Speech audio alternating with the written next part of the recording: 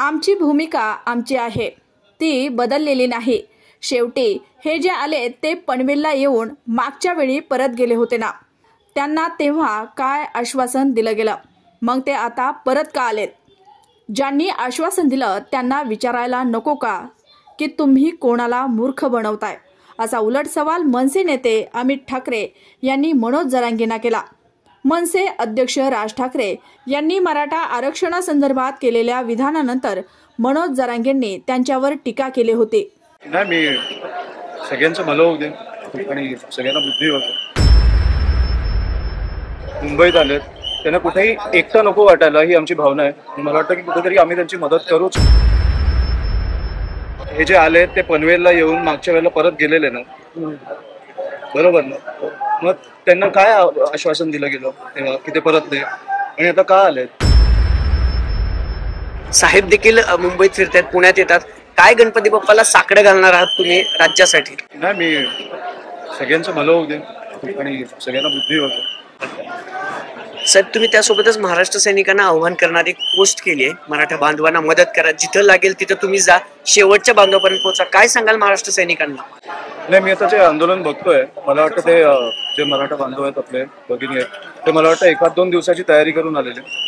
त्यांचं तिकडे खाणं संपलंय, पाणी संपलंय, त्यांचे औषधं संपली असतील, तर मला वाटतं की शेवटी ते कुठूनही आले असते तरी आपले आहेत, मुंबईत आलेत, त्यांना कुठेही एकटं नको वाटायला ही आमची भावना आहे। मला वाटतं की कुठेतरी आम्ही त्यांची मदत करूच, तर आजपासून चालूच केली। राज ठाकरेंवर जे आहे त्याचा जरांगेंपुढे टीका देखील झाली आली, फडणवीसांच्या सोबत जाण्यावरून ही टीकाची आयटी करण्यात आलेली आहे। कोणासोबत गेले? राज साहेब सोबत कुठे कधी गेलो? याआधी लोकसभेला पाठिंबा दिला तुमच्या विरोधात। आमची भूमिका आमची आहे, त्याच्यावर लोकांच्या टीका असतील तर आम्ही उत्तर देऊ। त्याला बांधव सरकारी आरक्षणाच्या मुद्द्यावर टीका, शेवटी आमची जी भूमिका आहे ती बदलली नाहीये।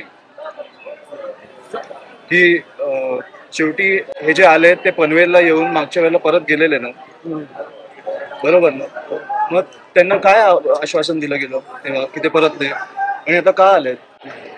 तर ज्यांनी जे आश्वासन दिलं त्यांना विचारायला नको का की तुम्ही कोणाला मूर्ख बनवताय? आमची भूमिका अजूनही स्पष्ट आहे, पण मला वाटतं की तिकडे शेवटी जी लोक आहेत त्यांना याच्या मागचं राजकारण कळत नाही, आणि त्यांचं जेवण अन्न पाणी संपलंय, त्याच्यामुळे ते पोहोचलं पाहिजे त्यांच्यापर्यंत, ही आमची भूमिका। ठीक सर, पण ह्या आंदोलनाकडे तुम्ही कसं बघता? कारण 4था दिवस आहे, वर्किंग डे आहे, लोकलवर परिणाम होते, बीकेसी मध्ये आंदोलक दिसत आहेत, वेगवेगळ्या रस्त्यावर आंदोलक दिसत आहेत, आझाद मैदानावर परवानगी होते, याचं स्वरूप तीव्र होते। ते मला वाटतं सरकारने बघावं, याचं उत्तर मला वाटतं सरकारने द्यावं, कारण मुंबईच्या लोकांना पण त्रास होतोय, आणि ते पण जी लोक आलेत ते त्यांची एक मागणी घेऊन आले, त्याच्यामुळे याचं मला वाटतं लवकरात लवकर उत्तर सरकारने द्यावं। उत्तर शोधत नाही असा आरोप होतोय सर। तुम्हाला काय वाटतं? आणि मला सांगा, तुम्हाला टेक्निकली काय वाटतं? हे आंदोलन म्हणजे मागणी करतायत ती टेक्निकली तुम्ही देऊ शकता? तुम्ही दरवेळेला आमच्या खांद्यावर बंदूक ठेवून तुम्ही चालवता, तुम्हाला टेक्निकली काय वाटतं? पण सरकारने सोल्युशन काढतो असं आंदोलकांना म्हटलं तर ती भूमिका सरकारने घेतली पाहिजे। मला वाटतं की ह्या वेळेला तुम्ही आलायत तर मला वाटतं जे काय उत्तर आहे ते घेऊन तुम्ही परत जा। जे तुमचं म्हणजे सरकार देईल, जे जर दिलं तुम्हाला आरक्षण तर ते कुठे मिळणार आहे? कारण शेवटी आपल्याला ते रोजगारात आणि शिक्षणात लागणार आहे, ते कसं मिळणार आहे ह्याचं उत्तर तुम्ही घेऊन जा। सामाजिक तेढ निर्माण करतायत म्हणून